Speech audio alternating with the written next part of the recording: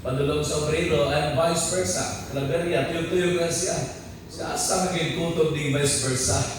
Saan siya ng vice versa niya ay libot-libot lang. Hallelujah. So, wala siya yung ginatawang dapit yung sa kutob.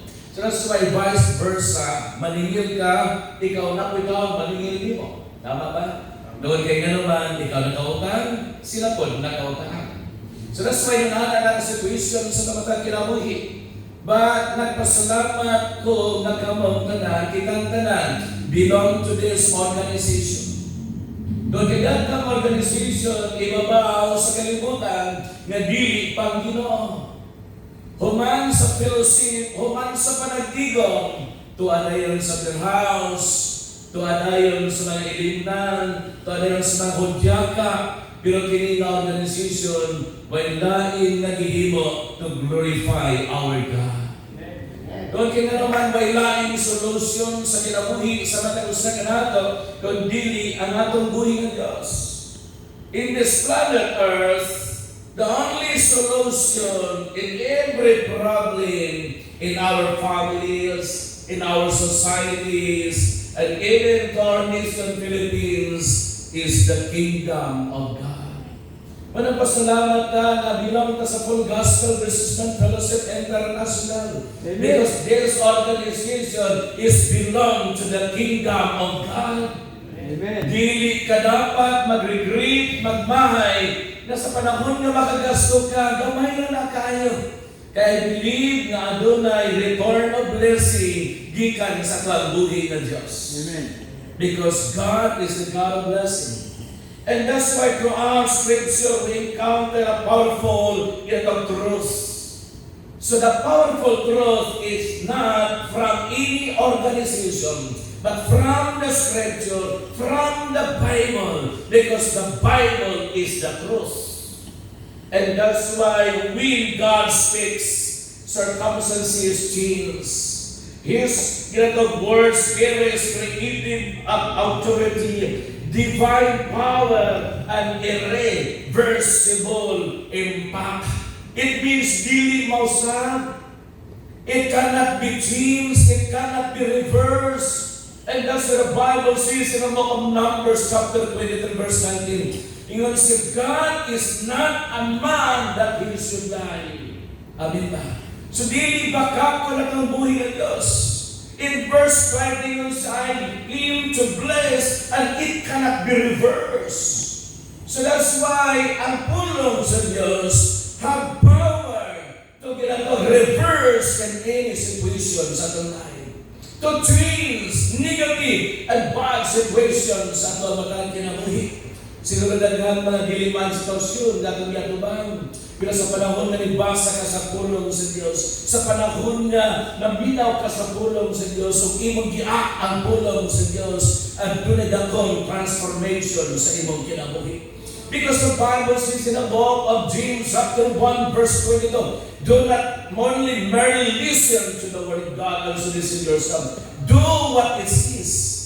Kinahanglan ka na minaw ka, kinahanglan i-acknowledge ang pulong sa Diyos. We need to practice the Word of God, not only listening, but also acting what the Word of God says. Amen ba? Para pagkakaroon ng Word of Diyos.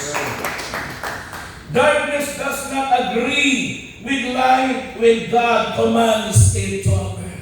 Dili na makikanggi, agyo, bisan man ang kangipit, kay even sitan pwedeng subuon na sa kabuhi ng Diyos to bless us. Unang importante yung Proverbs, kaya matanaw, ingat siya, ang wealth mag-transfer, the wealth of the wicked will be transferred to the righteous. So kung nagkaroon mga businessman, belong to this fellowship, to this chapter, to this organization, magtrabaho mo, kaya naman na may mga kliyente one day, yung mga wicked, ay may gamiton sa Diyos para matransferan niyang wealth na ito kay ninyo. Amen. For the glory of God. Amen. Many situations in life seems immovable. Daghan ba ang sitwasyon sa kinabuhi? Nakita mo, dili na ka meron pakigawas sa utang. Immovable na ang mga sitwasyon. Murag na nakluban na ka sa ginatawag bukid sa problema. and also long-standing struggles. So grabe ng struggles. Kung wala na ginatawag pula frame, usay wala frame, hindi mo maduhulan. Wala higalan makatabang sa matagusta ka nato. Sa panahon na ginatawag grabe ang struggles sa kinabuhi. Persistent challenges, palayon na mga challenge sa kinabuhi, mga diling maayong sitwasyon, and even closed doors sa tunay. Bisan sa ating paningkamang sirado ang pultahan sa panalangin. But God is a good God. The Bible says in Matthew chapter 6 verse 30, kung unahon na nakakabuhi ng Diyos siya, but seek you first the kingdom of God and His righteousness, and all these things shall be added unto you. Ayaw ko na ang idugang sa Diyos. Ayaw din mo ang first priority ang idugang sa Diyos. Unaha ang giver sa kanang butang sa kanang kinabuhi. That's my experience being a pastor. Dili ko dependent sa mga organization. Dili ko dependent sa church where I belong. Kamalo man na si Brother Richard. Ang amo ang ginadawag every Sunday share lang na buong tithes from the brethren. Ang bang mga pastors in Jews kayo, kay halos every Sunday, mudawas ng 20,000, 30,000. Kung tingnan naman ang ilahang ang tithes is para sa pastor. Pero wala na nakakihimo. Kung saan ay mudawat lang ko o 2,000, 3,000, pero ginabudget na namo. Kung kaya naman, I believe God is a miraculous God. Amen. Palagpagan ang po ni Diyos.